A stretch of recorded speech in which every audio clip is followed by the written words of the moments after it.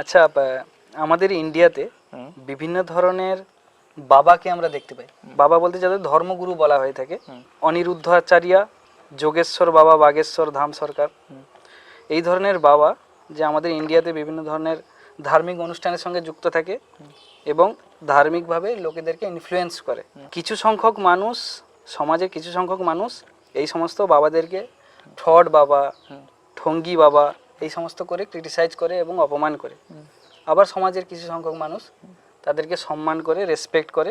তো আপনি ব্যক্তিগতভাবে এই ধরনের বাবাদের উদ্দেশ্যে কি বলবেন?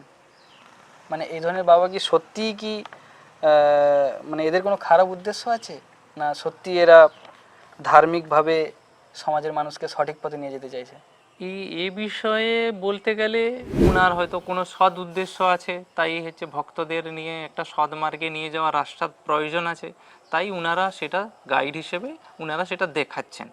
কিন্তু সব জায়গাতে আস্তিকবাদী যেমন আছে, নাস্তিকবাদীও থাকবে, আর নিন্দাবাদ সকল মহান মানুষের পেছনে ওটা আছে। তো সেটা নিয়ে কিছু ওনারাও অত বেশি ভাবেন না, কিন্তু সৎ মার্গে মানুষকে নিয়ে যাওয়ার জন্য ওনারা অবশ্যই পরিচিত করেন। তবে এই জায়গায় আমি একটা কথা বলবো, যেটা আমার নিজের জীবনে উপলব্ধি হয়েছে। তো কোনো এক বিশেষ কাউকে একেবারে অন্ধের মতো বিশ্বাস না করে, মানে অন্ধবিশ্বাসী না হয়ে পড়ে, তো যুক্তির খাতিরে বিশ্বাস করাটা সর্বাগ্রিণ গ্রাহ্য। কারণ যে ধর্ম মানুষকে সুস্থ সবলতা এবং সার্বিক বিকাশের লক্ষ্যে নিয়ে যায় সেটাই ধারণ করা উচিত।